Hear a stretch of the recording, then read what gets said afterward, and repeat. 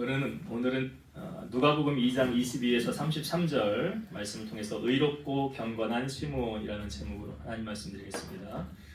오늘은 대림절 셋째 주일입니다. 저번 주에 세례 요한이 예수님의 오실 길을 준비했던 것처럼 우리도 주님이 이 땅에 다시 오실 날을 기다리며 주님의 오심을 준비하는 마음으로 대림절을 지키고 있습니다. 여러분, 예수님께서 왜 이 땅에 오셔야만 했을까요? 이 땅에 죄가 유입되고 나서 이 죄의 문제를 해결하기 위해서 예수님이 이 땅에 오셔야만 했지요. 그래서 예수님께서 이 땅에 오셔야 했음을 가장 먼저 알려주는 복음을 우리는 원시복음이라고 하는데, 이게 창세기 3장 15절 말씀이에요. 제가 읽어볼게요. 내가 너로 여자와 원수가 되게 하고 내 후손도 여자의 후손과 원수가 되게 하리니 여자의 후손은 내 머리를 상하게 할 것이요 너는 그의 발꿈치를 상하게 할 것이니라 하시고, 아담과 하와가 선악과를 먹은 다음에 세상에 죄가 유입됐습니다. 그래서 이 죄를 해결하기 위해서 하나님께서 인간에게 속한 죄를 사해 주기 위한 방편으로 누구를 보내주신다라고 말씀하십니까? 메시아인데 거기서 메시아라는 표현을 이렇게 하고 있죠. 여자의 후손이라. 여러분, 왜 여자의 후손이라고 그랬을까요? 남자의 후손이라고 하지 않고 여자의 후손이라고 한 이유가 뭘까요?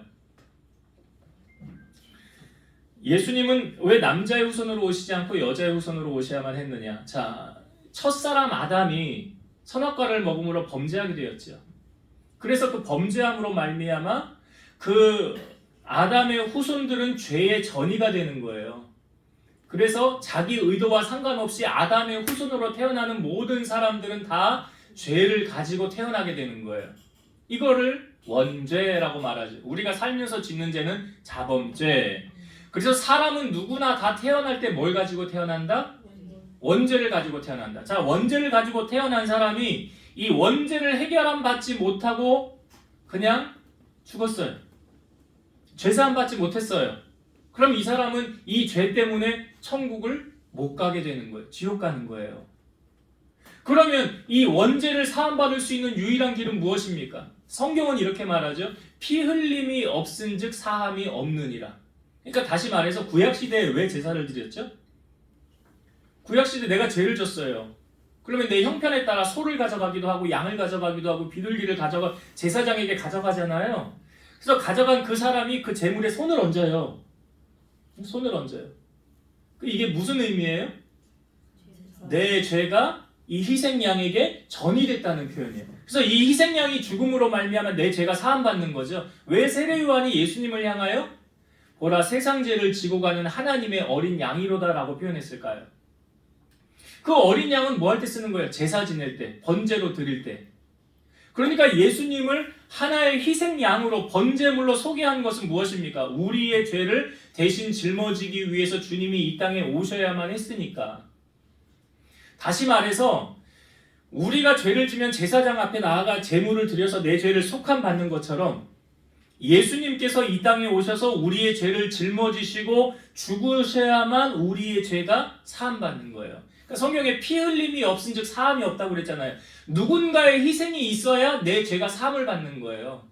그러니까 이 땅에 죄가 임한 상태에서 예수님께서 우리에게 임한 인류의 죄를 해결하기 위해서 이 땅에 오셔야만 했던 이유는 인류에게 속한 모든 죄를 사해 주기 위해서 주님이 이 땅에 오셔야만 됐던 거죠. 그래서 예수님이 십자가에서 피 흘려 죽으심으로 말미암아 우리의 죄가 사함을 받았는데, 예수님을 바라보고 구주로 영접하는 그 사람에게는 어떤 변화가 일어납니까? 성경은 말하죠. 영접하는 자, 곧 그 이름을 믿는 자에게는 하나님의 자녀가 되는 권세를 주셨더라.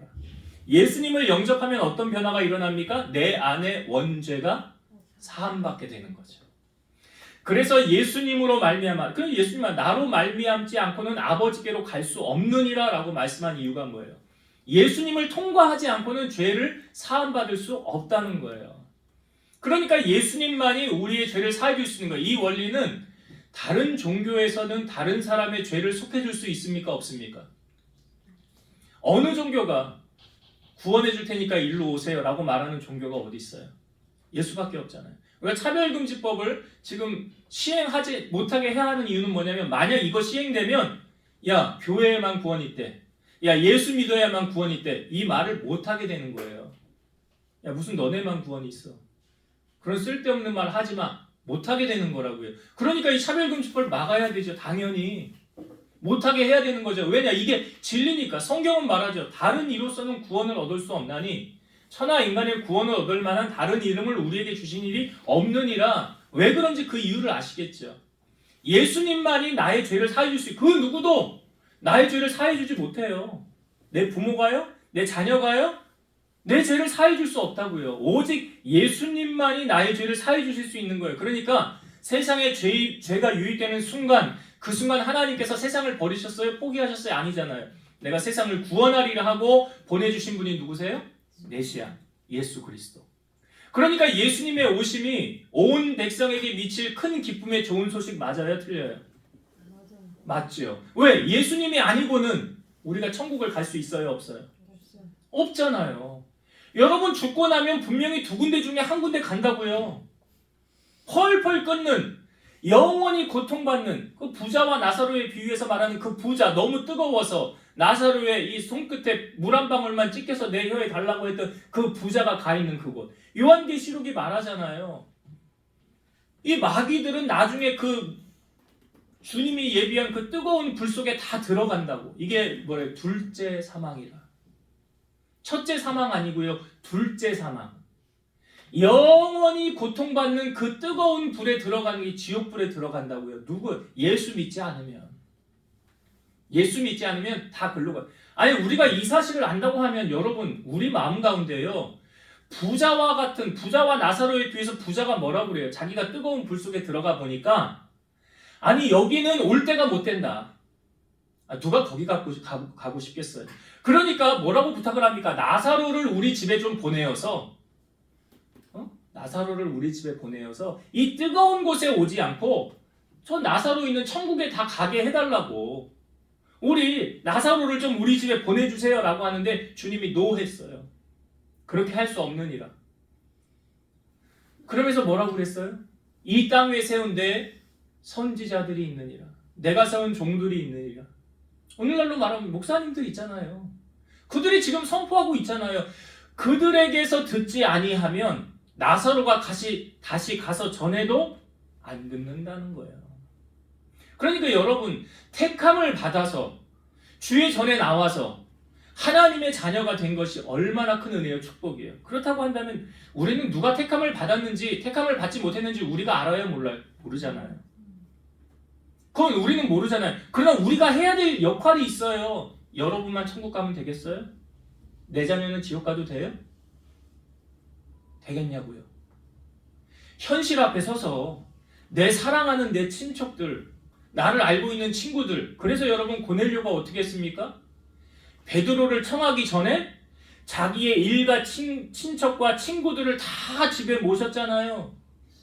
그리고 천국잔치 거기서 열린 거 아닙니까?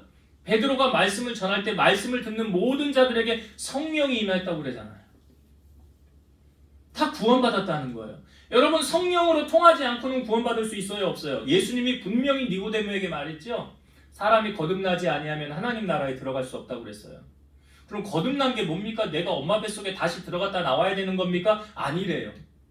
그 다음에 주님이 하신 말씀이 사람이 물과 성령으로 거듭나지 아니하면 하나님 나라에 들어갈 수 없느니라. 분명히 들어갈 수 없다고 그랬어요. 물과 성령으로 거듭나지 않으면 들어갈 수 없다고 그랬어요. 물은 뭘 의미하면 세례예요. 세례는 여러분 뭘 의미합니까? 사실은요 저는 세례가 이것이 더 맞다라고 생각은 들어요. 침례교에서 하는, 거기는 침례라고 말하죠. 사람을 물에 들어가서 물에 완전히 들어갔다가 나오게 하잖아요. 우리는 약식으로 이렇게 하지만 사실은 의미는 그게 더 맞아요. 왜냐하면 물에 들어가는 건 뭘 의미하는 거예요? 내가 죽는 거예요. 내가 죽었다는 표현이에요. 여러분 사람이 열매를 맺으려면 성경은 어떻게 해야 된대요? 성경에 말하잖아요. 하늘의 미랄이 땅에 떨어져 죽으면 열매를 맺고 죽지 아니하면 그대로 있느니라. 죽었다는 표현을 하고 있잖아요. 아니 농사를 짓는 분들은 씨를 심잖아요. 이 씨가 안 죽고 가만히 있으면 어떻게 돼요? 열매 맺지 않잖아요. 죽어야 그 다음에 싹이 올라오고 거기서 열매가 맺혀지는 거 아닙니까? 우리 똑같대요. 하늘의 밀이 물이에요. 땅에 떨어져 죽지 아니하면 그대로 있고 아직도 혈기를 부리십니까? 아직도 자존심 내세우십니까? 안 죽었다는 거잖아요. 근데 무슨 열매가 맺혀요? 안 죽었는데. 죽어야 열매를 맺는 데잖아요. 죽어야 열매를. 그래서 하나님 일이 땅에 떨어져 죽으면 많은 열매를 맺느니라 라고 말하고 있어요. 그러니까 지금 세례 침례 얘기했지만 물속에 완전히 들어가는 건 내가 죽는 거예요. 내 옛 자아가 죽는 거라고요. 사도 바울이 뭐래요? 내가 그리스도와 함께 십자가에 못 박혀 뭐래요? 살았나니에요? 죽었나니에요? 죽었나니. 내가 그리스도와 함께 십자가에 못 박혀 뭐 했다? 죽었나니잖아요. 살았나니 아니잖아요. 죽었다잖아요. 나의 옛사람은 죽었대잖아요. 내가 죽고 나야 그 다음에 누가 사시는 거예요? 내 안에 주님이 사시는 거라고요. 그래야 내 안에 주님이 사시는 거라고요. 내가 안 죽으면 열매가 맺지 않아요. 자, 그렇게 우리가 우리의 삶에 예수님이 이 땅에 그래야 오셔야만 했다는 이유. 우리의 죄를 사해 주기 위해서 주님이 이 땅에 오셨구나. 자, 우리는 다 죄를 가지고 태어난다고 그랬죠. 원죄. 그럼 예수님은 죄가 있을까요? 없을까요? 자, 예수님이 죄가 없다는 이유는 아담의 씨를 받았어요? 안 받았어요? 안 받았잖아요. 아담의 씨를 받았으면 죄가 전이가 돼서 예수님도 죄가 있는 거예요. 근데 예수님이 세상에 죄가 없이 오셔야만 했기 때문에 마리아라는 사람을 통해서 성령으로 잉태되어 오셨잖아요. 그래서 남자의 후손이 아니라 여자의 후손이라고 그러는 거예요. 이사야 선지자가 예수님 오시기 전에 700년 전에 예언을 했어요. 이사야 7장 14절. 그러므로 주께서 친히 징조를 너희에게 주실 것이라. 보라, 처녀가 잉태하여 아들을 낳을 것이요 그의 이름을 임마누엘이라 하리라. 처녀가 잉태하여 아들을 낳는다. 말이 돼요, 안 돼요? 상식으로 접근하면 말이 돼요, 안 돼요? 안 되는 말이잖아요. 근데 왜 예수님이 이렇게 오셔야만 했습니까? 히브리서 4장 15절. 우리에게 있는 대제사장은 예수님이에요. 우리의 연약함을 동정하지 못하실 리가 아니요 모든 일에 우리와 똑같이 시험을 받으신 이로되 죄는 없으시니라. 분명히 예수님 죄가 없지요. 이래야만 하는 이유는 뭐라고요? 다른 사람의 죄를 대속하기 위해서. 죄 있는 사람은 다른 사람의 죄를 대속할 수 있어요? 없어요? 없어요. 없다고요. 그러니까 오직 예수님만. 그래서 전 천주교에서 그 고해성사 하는 거 그 왜 고해성사를 합니까? 그 사람에게 말하면 죄가 사함을 받나요? 아니잖아요. 잘못된 교리잖아요, 그거. 우리는 누구에게, 그러니까 예수님이 십자가에 죽으시고 휘장이 열렸다는 표현이 뭘 의미해 줍니까? 하나님과 우리와의 직통 관계를 열어놓으셨다는 거예요. 누가? 예수님이. 그래서 우리가 직접 예수님 앞에 기도할 수 있는 귀를 열어주셨어요. 그래서 우리를 성경에 만인 제사장이라는 표현을 하는 거예요. 우리는 직접 주님 앞에 나아가서 기도할 수 있는 거예요. 이거 신부한테 고해성사 안 해도 된다고요. 그냥 주님 앞에 내가 바로 간구할 수 있다고요. 그 길을 주님이 열어놓으셨다고요. 그러니까 예수님은 죄 없이 이 땅에 오셔야만 했죠. 예수님의 보혈만이 우리의 죄를 속량할 수 있어요. 에베소서 1장 7절. 우리는 그리스도 안에서 그의 은혜의 풍성함을 따라 그의 피로 말미암아 속량각 곧 죄 사함을 받았느니라. 예수님의 보혈만이 우리의 죄를 속해줄 수 있어요. 다른 어떤 방법이 없어요. 그래서 여러분 구원이요, 그냥 돈 주고 구원을 사는 게 아니라고요. 그냥 값없이 와서 포도주와 젖을 사라 하지 않습니까? 값없이 와서 은혜 받는 거예요. 그러니까 다른 이로서는 구원받을 수 없죠. 예수라는 이름의 뜻이 무엇입니까, 여러분? 마태복음 1장에 나오지만 자기 백성을 그들의 죄에서 구원할 자라고 하잖아요. 우리를 죄에서 구원할 자, 그분이 바로 예수님이시라는 거죠. 오늘 말씀에 보면, 예수님께서 이제 태어나셨어요. 이 앞부분에 보면 예수님이 태어나서 동방 박사들이 가서 예물을 드리고 경배하고, 그 다음에 예수님 태어난 지 8일 만에 할례를 행합니다. 그리고 나서 오늘 말씀해 보니까 모세의 법대로 정결 예식의 날이 참회 이렇게 나오죠. 이게 뭔 의미냐? 자, 여러분, 여자가 해산을 하게 되면 부정하게 되었다라고 여겨졌기 때문에 부정하게 된 산모와 아이들을 위해서 정결하게 될 수 있는 제도적 장치를 마련해 놓은 거예요. 이게 레위기 12장에 있는 내용인데요. 이게 남자를 낳으면 8일 만에 할례를 행하고 그 다음에 이제 정결케 되는 기간이 남자 아이를 낳았을 때는 40일, 여자 아이를 낳았을 때는 80일 이 기간이 차면 그 다음에 제사장에게 가서 번제와 속죄제를 드리게 되는 거예요. 번제는 출산에 대한 감사와 헌신의 마음을 표하기 위해서 드리는 거고요. 속죄제는 출산에 따른 부정을 제거하기 위해 드렸다는 거죠. 그래서 번제로 드릴 때 예물은 양을 드렸는데 속죄제는 비둘기를 드렸어요. 근데 형편이 어려운 사람들은 산비둘기 2마리나 집비둘기 새끼 2마리를 가져다가 드리게 된 거예요. 그러니까 오늘 말씀에 보면 예수님이 태어난 지 40일째 되는 날, 그때 이제 예수님께서 제사장의 이 율례의 법에 따라 이 제사를 드리러, 속죄제와 이제 번제를 드리러 성전에 나가게 된 거예요. 예수님이 태어난 지 40일째 되는 날이라는 거죠. 그 배경이. 근데 여러분, 예수님께서 오셨을 당시에 이 예수님이 우리를 구원하기 위해 이 땅에 오신 메시아라는 것을 아는 사람이 얼마나 있을까요? 지금 앞부분에 동방의 박사들은 별을 보고 알았어요. 이분이 메시아라는 사실을. 그래서 엎드려 경배하며 황금과 유향과 모략을 예수님 앞에 드렸어요. 근데 생각해보세요, 여러분. 인간의 지식으로는 절대 예수님이 메시아라는 사실을 알 수 있습니까? 아마 마리아 본인도 얼떨떨했겠죠. 내가 성령으로 잉태의 아들을 낳았는데 이가 정말 우리를 구원할 메시아인가? 얼떨떨했을 거예요. 혼자 임신해서 아이를 낳고 동방의 박사들이 와서 황금과 유향을 모략을 드리며 경배를 하고 가니까 그 말씀이 정말 내게 이루어진 것인가? 그런데 예수님께서 메시아이심을 확증시켜주는 두 사람이 등장을 합니다. 누가복음 2장에. 그 사람 두 사람이 시므온과 안나라는 사람이에요. 40일 된 아이를 보고 이 아이가 우리를 구원하기 위해 이 땅에 오신 구원자 메시아라는 것을 어떻게 알 수가 있었을까요? 바로 그것을 확증시켜주는 두 사람이 시므온과 이 안나라는 사람인데, 오늘 저는 이 시므온을 통해서 함께 은혜를 나누려고 합니다. 시므온이라는 사람의 이름의 뜻은 뭐냐면 하나님께서 응답하셨다라는 뜻이에요. 응답하셨다. 시므온은 이름의 뜻이 응답하셨다.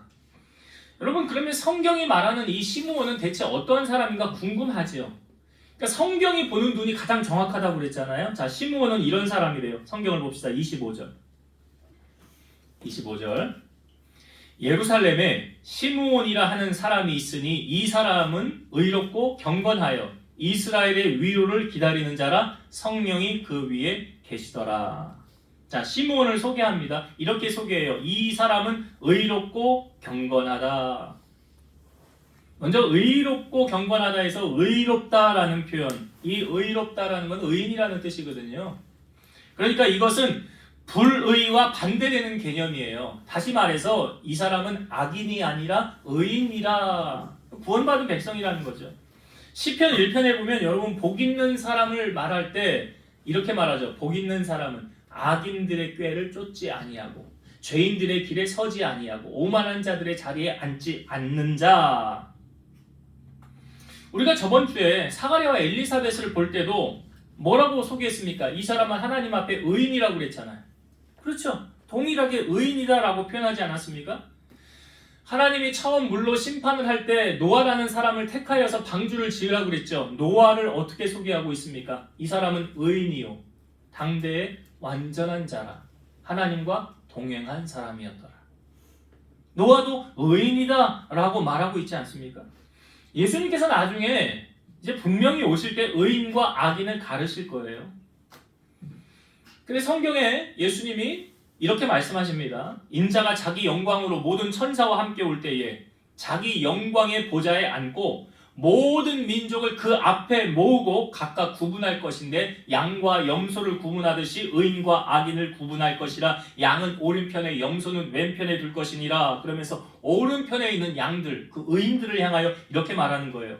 내 아버지께 복받을 자들이여, 나와 창세로부터 너희를 위하여 예비된 나라를 상속받으라. 내가 줄일 때 너희가 먹을 것을 주었고 내가 목마를 때 마시게 하였고 내가 나그네 되었을 때 너희가 나를 영접하였고 내가 헐벗었을 때 옷을 입혔고 병들었을 때 돌아보았고 옥에 갇혔을 때 와서 돌아보았느니라. 그러니까 이 의인들이 이렇게 말하는 거예요. 주여, 우리가 어느 때에 주께서 줄이신 것을 보고 음식을 대접하였으며 목마르실 때 마시게 하였으며 나그네 되었을 때 영접하였으며 헐벗었을 때 옷을 입혔고 어느 때 병들었을 때 돌아보았고 옥에 갇혔을 때 우리가 돌아보았나이까. 그때 주님이 이렇게 말씀하십니다. 내가 진실로 너희에게 이르노니 너희가 여기 내 형제 중에 지극히 작은 자 하나에게 한 것이 곧 나에게 한 것이니라. 그 다음에 왼편에 있는 자들은 이렇게 말합니다. 저주를 받은 자들아, 나를 떠나 마귀와 그 사자들을 위하여 예비된 영원의 불에 들어가라. 내가 줄일 때 너희가 내가 먹을 것을 주지 아니었고 내가 목마를 때 마시게 하지 아니하였고 헐벗었을 때 내게 입히지 아니하였고 내가 나그네 되었을 때 나를 영접하지 아니하였고 내가 병들었을 때 돌아보지 아니하였고 옥에 갇혔을 때 돌아보지 아니하였느니라. 그러니까 이 사람들이 뭐라고 말하냐면 주여, 우리가 언제 주님이 헐벗었을 때 안 입혔고 목마를 때 안 마시게 했고 병들었을 때 안 돌아보았고 나그네 되었을 때 영접을 안 했고 옥에 갇혔을 때 언제 우리가 돌아보지 않았습니까? 라고 의아해하며 질문을 던질 때 주님이 이렇게 말씀하세요. 내가 진실로 너희에게 이르노니 이 지극히 작은 자 하나에게 하지 아니한 것이 곧 내게 하지 않은 것이니라. 그 다음에 이 비유의 말씀이 이렇게 결론이 맺어집니다. 그들은 영벌에, 악인들은 영벌에, 의인들은 영생에 들어가리라. 분명히 두 군데 중에 한 군데로 선택해서 가게 돼 있다고요. 그러면 우리는 죽으면 어디로 갈까요? 생각해 보셨어요? 근데 여러분, 이 의인이 될 수 있는 건 절대로 나의 공로로 될 수 없어요. 로마서 3장 24절 그리스도 예수 안에 있는 속량으로 말미암아 하나님의 은혜로 값없이 의롭다 하심을 얻은 자 되었느니라. 예수님의 보혈로 죄 씻음 받은 사람은 죄인이었던 신분이 무슨 신분으로 바뀌었어요? 의인의 신분으로 바뀌었다는 거예요. 그러니까 내 공로로 죄인이었던 내가 의인 된 게 아니라는 거죠. 값없이 되었다는 거예요. 로마서 4장 3절 성경이 무엇을 말하느냐? 아브라함이 하나님을 믿음에 그것이 그에게 의로 여겨진 바 되었느니라. 아브라함이 하나님을 믿음에 죄인이었던 그가 의인의 신분으로 바뀌어졌다는 거죠. 여러분, 아브라함이 조카 롯이 이제 떨어져서 소돔성에 갔잖아요. 근데 이제 소돔성을 심판한다고 하지 않습니까? 그러니까 아브라함이 중보하며 기도할 때 이런 내용으로 중보하며 기도했어요. 하나님 어찌 의인을 악인과 함께 심판하시려 하나이까. 그래요. 맞죠? 아브라함의 말이. 어찌 의인을 악인과 함께 심판하려 하십니까? 그 다음에 나오는 기도 내용이 뭐예요? 그 땅에 의인 50명 있으면 멸망할 겁니까? 안 하지. 50명인데 왜 내가 멸망을 하니? 근데 50명 없다. 그럼 45명 있으면 멸망할 겁니까? 안 하지. 45명이나 있는데 내가 왜 멸망을 시키냐? 없다. 40명은요? 30명은요? 20명은요? 제가 마지막으로 구할게요. 그 소돔 땅에 의인 10명 있으면 멸망할 겁니까? 아니, 멸망하지 않아. 근데 그 땅에 의인 10명 없다. 여러분, 하나님이 지금 이 땅을 심판하셔도 벌써 심판하실 수 있어요. 왜 보류하는지 아세요? 이 땅에 의인들이 있잖아요. 깨어 기도하는 의인들이 있잖아요. 그 사람들 때문에 지금 하나님의 심판이 보류되고 있는 거예요. 근데 나중에 주님이 구름 타고 오시면 그때는 다 주님 앞에 서서 알곡과 가라지, 양과 염소, 의인과 악인 다 가르세요. 그때는. 그래서 1000년 동안 우리가 왕노릇 한다고 그러죠. 요한계시록에. 1000년, 그 다음에 1000년 뒤에 잠깐 풀린다고 그러죠. 마귀와 잠깐 풀렸다가 그 다음에는 영원한 꺼지지 않는 불에 들어가는 거예요. 이게 현실이라고 성경이 말하는. 그러니까 우리가 의롭게 되었다, 의롭게 되심은 예수 그리스도의 보혈로 말미암아 된 것이다 라는 거죠. 오늘 여러분, 나를 돌아보면 내가 의인 될 자격이, 여러분들 의인 될 자격이 있어요, 없어요? 솔직히 말해보세요. 나는 의인이야. 난 자랑할 게 얼마나, 나 주를 위해 얼마나 헌신한 게 많은데, 난 세상에 구별돼서 살고 나는 말씀을 다 지키면서 그렇게 사는 사람이거든. 그런 사람 어디 있어요, 없어요? 아무 공로 없어요, 우리. 그런 자격 안 돼요. 근데 그런 자격 없는 우리들을 주님이 택하셔서 사랑해 주시고 구원해 주셨다는 거예요. 이게 얼마나 큰 은혜예요? 이게 얼마나 큰 사랑이에요? 그저 값없이, 제가 그 얘기도 했잖아요. 만약에 구원 얻으려면 야 10억 교회에 내야 그래야 구원 받는다고 한다. 그럼 10억 가지고 구원 낼 능력도 안 되지만 그 말도 안 되는 말이죠. 그런데 그냥 구원해 주셨으니 얼마나 감사하냐고요. 죄인이었던 우리가 의인의 신분으로. 그러니까 지금 여기 시므온이 의롭고라는 표현은 구원받은 백성이라는 거잖아요. 그렇죠? 그 다음에 또 소개하기를 경건하여라고 말하죠. 경건, 여러분 경건이라는 뜻이 뭐냐면 공경하는 자세로 삼가고 조심함. 공경하는 자세로 삼가고 조심하다. 이게 경건이래요. 그래서 크리스찬이 경건하게 산다라는 건 어떤 의미를 가지고 있냐? 하나님께 예배하는 것처럼 살아가는 믿음의 자세. 이 말 속에는 하나님을 두려워하다, 하나님을 경배하다 라는 게 표현되어져 있는 거예요. 제가 아까 고넬료 말씀드렸었죠? 이 성경에 고넬료를 소개할 때 사도행전 10장 2절 그가 경건하여 온 백성과 더불어 하나님을 경외하며 백성을 많이 구제하고 하나님께 항상 기도하더니 그가 경건하여. 고넬료 경건한 사람이었어요. 그러니까 여러분 경건이라는 것은요 자기의 삶으로 나타나져서 감출 수가 없는 거예요. 경건은 감출 수가 없어요. 디모데전서 4장 8절 육체의 연단은 약간의 유익은 있으나 경건은 범사에 유익하니 금생과 내생의 약속이 있느니라. 디모데전서 6장 6절 그러나 자족하는 마음이 있으면 경건에 큰 이익이 되느니라. 그러니까 욕심 있는 사람은 경건한 삶을 못 살아요. 여러분 말세에 나타나는 현상에 대해서 성경은 분명히 이렇게 말하고 있어요. 말세에 사람들이 자기를 사랑하고 돈을 사랑하고 자랑하고 교만하고 비방하고 부모를 거역하고 감사하지 아니하고 거룩하지 아니하고 무정하고 원통함을 풀지 않고 모함하고 절제하지 못하고 사나우며 선한 것을 좋아하지 아니하고 배신하며 조급하며 자만하며 쾌락을 사랑하기를 하나님 사랑하는 것보다 더하여 경건의 모양은 있으나 경건의 능력은 부인하는 자니 이 같은 자들에게서 네가 돌아서라. 경건의 모양은 있으나 능력이 없다. 삶 속에 그렇게 살지 않는 거예요. 디모데후서 3장 12절 무릇 그리스도 예수 안에서 경건하게 살고자 하는 자는 박해를 받으리라. 여러분 그렇지 않습니까? 정말 찐 크리스찬으로 살아간다면 세상 속에서 박해가 없는 게 이상한 거예요. 마태복음 5장 11, 12절 나 예수로 말미암아 너희를 욕하고 박해하고 거짓으로 너희를 거슬려 모든 악한 말을 할 때에는 너희에게 복이 있나니 기뻐하고 즐거워하라. 하늘에서 너희의 상이 큼이라. 너희 전에 있던 선지자들도 이같이 박해하였느니라. 그러니까 여러분 예수 믿으면 유별나야 한다는 소리를 들어야 되는 거예요. 나라가 혼란스럽죠. 이 와중에도요 참 어이없는 일이 있더라고요. 나라 일을 한다는 국회의원들 이 와중에 다른 예산들 다 동결시켰죠. 또 삭감시켰죠. 자기들 월급은 올렸더라고요. 예수님의 시체를 달라고 했던 당돌한 아리마대 요셉이라는 사람이 있었습니다. 빌라도 앞에 가서 당돌이 예수님의 시체를 내놔라 했던, 그거는 커밍아웃 한 거예요. 나 예수의 제자야 라고 말한 거 아닙니까? 예수의 시체를 달라고 했던 이 아리마대 요셉, 이 아리마대 요셉을 성경이 누가복음 23장 50에서 51절 이렇게 소개해요. 공회의원으로 선하고 의로운 요셉이라 하는 사람이 있으니 그들의 결의와 행사에 찬성하지 아니한 자라. 그는 유대인의 동네 아리마대 사람이요 하나님의 나라를 기다리는 자라. 아리마대 요셉이요. 자 보세요. 공회의원, 국회의원이에요. 근데 그들의 결의와 행사에 찬성하지 아니했다. 이 뭔 의미예요 이게?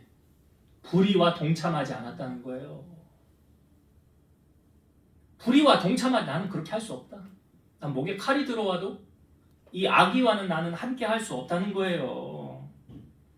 그리고 여기 우리가 이 시몬을 통하여 보여지는 똑같은 말이 있죠. 하나님의 나라를 기다리는 자. 시몬은 하나님의 위로를 기다리는 자. 이 동일한 사상을 가지고 있었어요. 그러니까 정말 예수 믿으면 세상 속에서 구별된 자로 살아야 되는 거죠. 사람들이 나쁜 일을 다 해도 저 사람 저렇게 하는데 나도 뭐 그냥 같이 뭐 하지 뭐. 아니에요. 아니라고요. 며칠 전에 제가 그 제자 광성교회에 그 목사님 설교를 가끔 듣는데 아주 강력하게 이렇게 얘기하시더라고요. 제가 유튜브를 이거 우리 교회 단톡방에 올릴까 말까 하다가 안 올렸는데 뭔 얘기냐면 술 얘기를 하더라고요. 술 먹으면 죄요 아니에요? 죄래. 죄라고요. 알고 먹는 거예요? 모르고 먹는 거예요? 그럼 죄가 아니라고 한다면 목사님 한 잔 하시죠. 한 잔 따라주고 같이 한 잔 브라보. 죄가 아니라고 한다면 그렇게 해도 되지요. 근데 죄라고 한다면 하지 말아야지. 제가 한 말이 아니에요. 지금 이거 제가 옮기는 거예요. 그 목사님이 한 말을. 성경에 있는 말을 하는 거예요. 성경에 있는 말. 그래서 여러분 불편한 진실을 여러분 들을래요? 아니면 듣기 편한 거짓의 말을 들을래요? 이렇게 얘기를 하더라고요. 불편하잖아 진실을 말하면. 그렇잖아요. 걸리잖아요. 근데 그게 사는 길이라는 거죠. 그게 살 길이라는 거예요. 그러니까 크리스찬이라고 한다면 사회생활을 하면서도 유별나야 되지 않아요? 근데 뭐에서 유별나야 되느냐? 야 쟤는 믿을만 하더라. 쟤 예수 믿는데 쟤는 일 맡기면 똑똑하게 잘해. 그리고 쟤는 진실해. 쟤 세상 법 없이도 살 사람이야. 이게 유별난 거 아니에요? 크리스찬이라고 한다면 하나님의 자녀라고 한다면 사람들에게 신뢰받을 만 해야 되잖아요. 이게 뭐예요? 경건의 삶이라고요. 이게 경건의 삶이라고요. 시몬이 지금 경건했다라고 말하잖아요.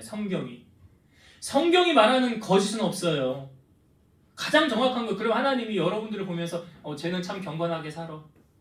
아니 쟤는 경건한 줄 알았더니 아니네. 교회에서만 경건한 척했고 사회에서는 아주 엉망이었네. 우리가 주님을 속일 수는 없잖아요. 그래서 여러분 사람 비율을 맞추지 말고 하나님 비율을 맞추는 사람이 돼야 되는 거예요. 그래서 경건의 모양, 교회에서 직분 왜 줍니까? 그 거래에 맞게 살라고 주는 거예요. 직분에 맞게 살아야지. 높임을 받으라고 주는 게 아니라 섬기라고 주는 거죠. 그러니까 이런 경건의 삶은 내 삶에 지금 작동을 하고 있는가? 성령장이라고 하는 이 로마서 8장 성령장이거든요. 거기 8장 5절에서 8절 보면 육신을 따르는 자는 육신의 일을 영을 따르는 자는 영의 일을 생각하나니 육신의 생각은 사망이요 영의 생각은 생명과 평안이니라. 육신의 생각은 하나님과 원수가 되나니 이는 하나님의 법에 굴복하지 아니할 뿐 아니라 할 수도 없음이라. 육신에 있는 자들은 하나님을 기쁘시게 할 수 없느니라.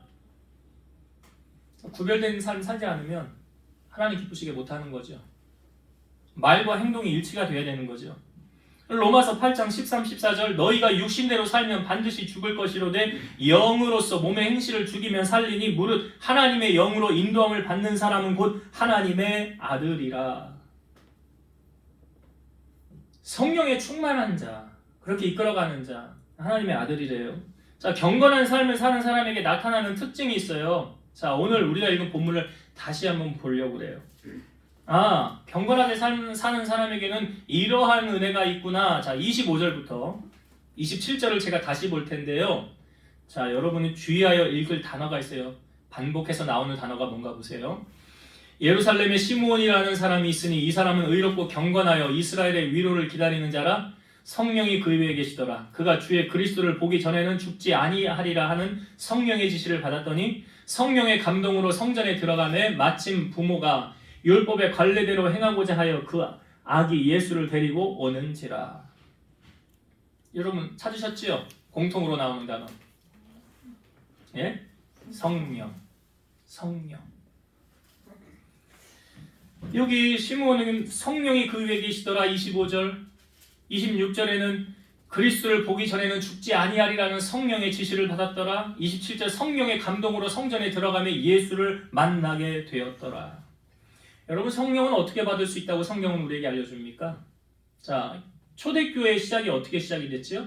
예수님이 하늘로 승천하시고 예수님이 가시기 전에 뭐라고 말씀하셨어요? 내가 가는 것이 너희에게 유익이라. 내가 가면 너희에게 보혜사 성령을 보낼 것이니라. 그래서 마가의 다락방에서 120명이 모여서 간절히 뭐해요? 기도해줘 간절히. 전심으로 기도했어요. 거기 보니까 전심으로 기도하니까 뭐가 임했어요? 성령이 임했어요. 그러니까 기도하는 자가 성령 받는다. 맞죠? 그 다음에 아까 제가 고넬료 얘기했죠. 고넬료가 베드로를 청하였죠. 베드로가 말씀을 전하였는데 그 다음에 성경이 이렇게 나와요. 말씀 듣는 모든 자에게 성령이 임하더라. 언제 성령이 임한다고요? 말씀 들을 때. 그러니까 성령을 받는 루트는 기도할 때, 말씀 들을 때, 말씀을 읽을 때, 말씀을 묵상할 때, 말씀을 가까이 할 때 성령이 임하는 거예요. 그러니까 이 시몬의 삶이 어떠했다라는 거 우리에게 알려주는 거죠. 여러분 성령은요 한 번 받으면 죽을 때까지 계속 갑니까? 아니죠. 아시네요. 그래서 성경에 이런 말씀이 있죠. 성령을 소멸치 말며 라는 말은 소멸하기도 한다는 거예요. 성령을 근심하게 되면 언제 성령이 근심할까요? 우리가 죄의 자리 가면.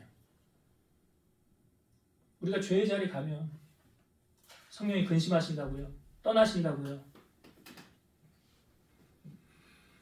여러분 성령을 우리는 죽을 때까지 계속 그 은혜를 받아야 되는 거예요. 물이 고이면 썩잖아요. 은혜가 계속 흘러가야 된다는 거죠. 에베소서 5장 18절 술 취하지 말라 이는 방탕한 것이니 오직 성령으로 충만함을 받으라. 우리가 성령 충만 받아야 하는 이유가 있어요. 오늘 시몬을 보면서 성령 충만 받아야 하나님 뜻 알 수 있어요. 고린도전서 2장 10절에서 11절 오직 하나님이 성령으로 이것을 우리에게 보이셨으니 성령은 모든 것 곧 하나님의 깊은 것까지도 통달하시느니라. 사람의 일은 사람의 속에 있는 영 외에 누가 알리오 이와 같이 하나님의 일도 하나님의 영 외에는 아무도 알지 못하느니라. 하나님의 일을 누가 한대요? 성령께서 한대요. 그러니까 성령 충만하면 하나님 뜻을 분별할 수가 있는 거예요. 그래서 영적인 일은 영적으로 분별하는 거예요. 육에 속한 사람은 하나님의 성령의 일을 절대로 알 수 없다라고 말하고 있어요. 다니엘에 보면 느부갓네살 왕이 꿈을 꾸죠. 근데 그 꿈을 번민해가지고 술객 박수를 다 모아놓고 야, 내 꿈 맞춰봐. 해석까지 해봐. 그러니까요 사람들이 이렇게 말합니다. 왕이여 왕에서 물으신 일은 어려운 일이라 육체와 함께 살지 아니하는 신들 외에는 왕 앞에 그것을 보일 자가 없나이다. 이건 신만 한다는 거잖아요. 아니 꿈 얘기를 해주던지 꿈 얘기도 안 해주고 꿈 얘기도 하고 해석도 하라고 하니까 이거는 신만 알지 어떻게 알겠습니까? 그러니까 이 바벨론의 모든 지혜자들 다 죽여버려라. 느부갓네살이. 그러니까 다니엘과 이 세 친구들도 위기가 왔거든요. 근데 그 세 친구들과 다니엘이 하나님께 기도합니다. 성경이 이렇게 말해요. 이 은밀한 것이 밤의 환상으로 다니엘에게 보여졌더라. 기도하는 자에게 이 은밀한 것을 보여주시는 거예요. 기도하는 자가 하나님의 뜻을 분별할 수 있는 거예요. 그러니까 시몬의 삶은 성령과 동행한 삶이었더라. 성령이 그 위에 계시더라. 그러니까 성령의 통치를 받았다는 거죠. 그리고 26절에는 성령을 통하여 사명을 받잖아요. 어떤 사명? 그리스도를 보기 전에는 죽지 아니하리라. 사명이에요. 세례 요한은 예수님의 길을 예비했다고 한다면 시므온은 예수님의 사명을 재확인시켜주며 앞으로 주님의 일이 이렇게 될 것이라는 예언의 성취를 재확인시켜주는 일이에요. 그래서 아기 예수를 보자마자 뭐라고 말합니까? 시므온이 주제여 이제는 말씀하신 대로 종을 평안히 놓아주시는도다. 내 눈이 주의 구원을 보았으니 이는 만민 앞에 예비하신 것이요 이방을 비추는 빛이요 주의 백성 이스라엘의 영광이니이다. 이 아기 예수를 보고 선포한 거잖아요. 이분이 메시아라는 것을. 또한 우리는 하나님의 음성을 어떻게 해야 들을 수 있습니까? 민감해야 들을 수 있어요. 민감해야. 둔감하면 하나님의 음성을 들을 수 없습니다. 이것을 성경은 깨어있다라고 표현하고 있는데 시몬은 깨어 있었어요. 어떻게 알 수 있습니까? 27절에 성령의 감동으로 성전에 들어가면 성령께서도 성전으로 들어가라 말씀하신 거잖아요. 이게 뭘 말하는 거예요? 깨어 있는 거예요. 여러분, 예수님이 분명히 이 땅 가운데 다시 오신다고 그랬죠. 근데 어떻게 오신다고 그랬어요? 그래, 도둑같이. 데살로니가전서 5장 2절, 주의 날이 밤에 도둑같이 이를 줄을 너희 자신이 자세히 알기 때문이라. 도둑이 예고하고 와요? 예고 없이 와요? 데살로니가전서 5장 6절, 그러므로 우리는 다른 이들과 같이 자지 말고 오직 깨어 정신을 차릴지라. 깨어 정신을 차릴지라. 주님 오실 날을 기대하고 준비하며 살고 있어라 라고 말하는 거예요. 예수님이, 이 베드로가, 사탄이 베드로를 청구했거든요. 근데 예수님 베드로를 향하여 이렇게 말해요. 시몬아 시몬아 보라, 사탄이 너희를 밀가부로 하려고 요구하였으나 그러나 내가 너를 위하여 내 믿음이 떨어지지 않기를 기도하였노니 너는 돌이킨 후에 네 형제를 굳게 하라. 사탄이 우는 사자같이 두루 다니며 삼킬 자를 찾는 데잖아요. 여러분, 시므온이 성령으로 깨어있지 않았다고 한다면 이 아이가 메시아임을 알 수 있습니까? 없습니까? 없죠. 언제 성령께서 내게 말씀하실지 우리는 모르기 때문에 늘 성령님에게 안테나를 세우고 있어야 돼요. 그러기 위해서는 세속에 물들지 않고 경건한 삶을 살아야 되는 거예요. 왜? 성령을 근심하게 하거나 소멸하게 해서는 성령께서 우리에게 말씀하지 않으시기 때문에. 시므온의 사명은 그리스도를 보기 전에는 죽지 않는다라고 말하잖아요. 이 말은 다시 말하면 시므온이 살아있는 동안 메시아가 온다라는 말이죠. 그렇죠? 언제 오실지는 모르지만 분명히 온다는 거예요. 그러니까 메시아를 보는 것은 시므온이 사명을 완수한다는 거죠. 그래서 시므온이 성전에 감동을 받아 들어갑니다. 아기 예수를 안고 찬송하며 영광을 올려드리죠. 이 시므온이 이 아이가 예수라는 것을 선포하는 것이 왜 중요할까요? 여러분, 올림픽이나 월드컵이나 모든 것을 할 때 먼저 하는 게 있어요. 개회사가 있어요. 개회를 먼저 선포합니다 하면 이제 모든 것이 시작이 되어지는 거거든. 지금 예수님이 메시아이심을 선포하는 사람이 누구였습니까? 시므온이에요. 시므온이 대주제요. 대주제는 주권자요, 소유자요 이런 뜻이거든요. 대주제요. 이제는 말씀하신 대로 종을 평안히 놓아주시는도다. 이 말은 이제 제 사명 다 했습니다. 여러분, 하나님께서 우리를 언제 부르실까요? 사명 완수 다 하면 부르십니다. 근데 나는 사명을 잘 모르겠는데, 그런 분들은 여러분, 하나님을 만나면 사명이 확실해집니다. 여러분이 저 좋은 하나님의 나라에 언제 들어갈지 주님만 아시겠죠. 확실한 사실은 나에게 맡겨진 사명을 다 감당하고 나면 하나님이 그때 부르시는 거예요.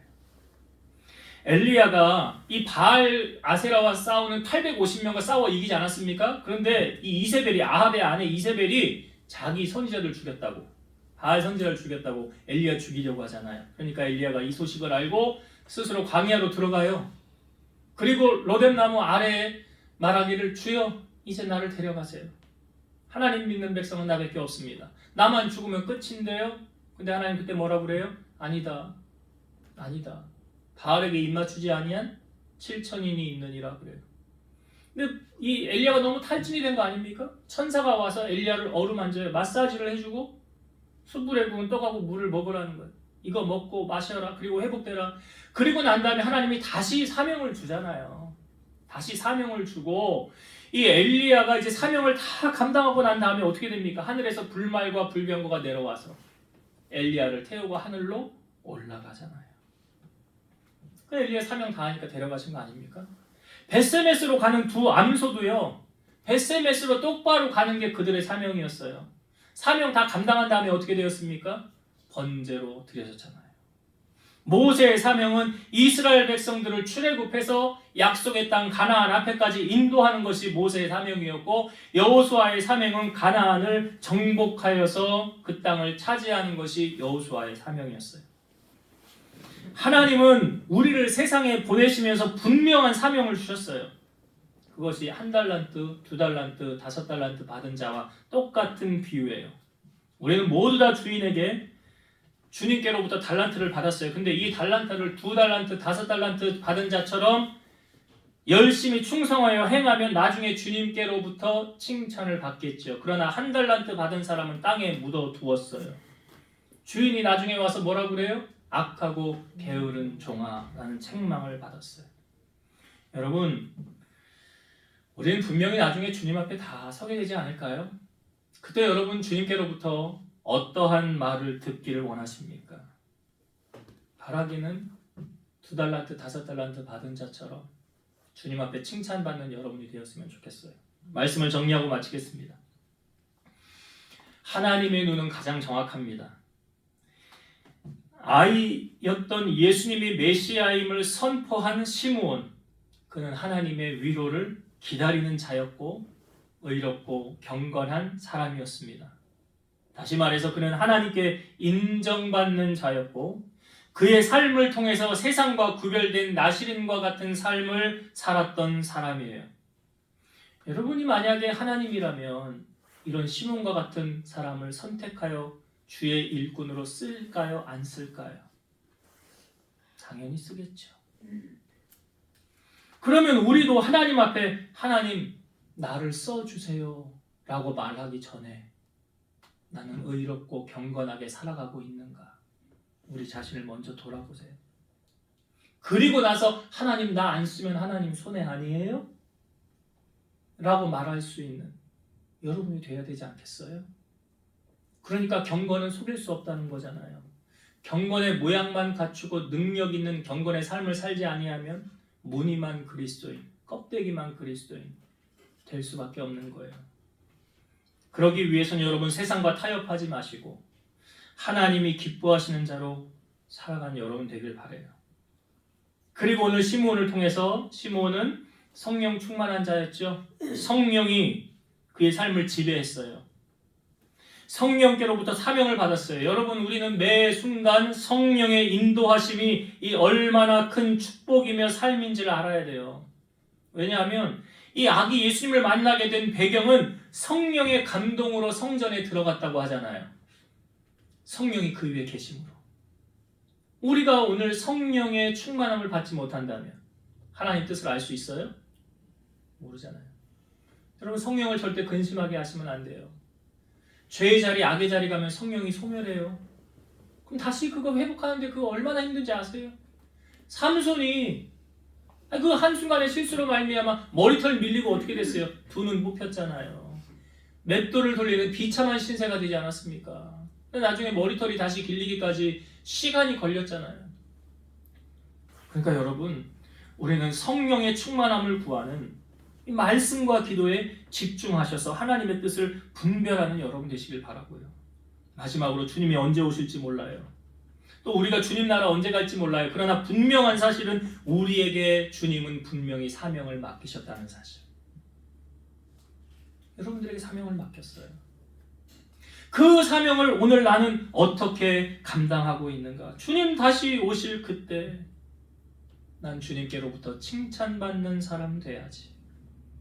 그러한 마음가짐으로 이 땅에서 주님이 맡기신 일들을 잘 감당함으로 주님께 칭찬받는 여러분 되시기를 주의 이름으로 축원드립니다. 기도하시겠습니다. 지금도 살아계셔서 역사하시는 하나님 아버지 감사합니다. 시므온은 의롭고 경건한 사람이었고 하나님의 위로를 기다리는 자였습니다. 또한 성령이 그 위에 거함으로 그가 세상과 구별된 삶을 살았고 하나님께로부터 부여받은 사명을 마지막까지 잘 감당하여 주님 앞에 영광을 올려드린 사람이었습니다. 오늘 우리도 바라기는 하나님의 손에 이렇게 귀하게 쓰임받는 저희들 되기를 원하고 성령으로 충만하여 세상의 것 빠져서 살아가는 것이 아니라 마음 빼앗기는 것이 아니라 다시 오실 주님 기대하면서 주님 앞에 소망을 두고 믿음으로 살아가며 하나님의 뜻을 분별하여 성령 충만으로 승리하며 살아가는 우리 성도들 다 되게 하여 주옵소서. 예수님의 이름으로 기도드리옵나이다. 아멘.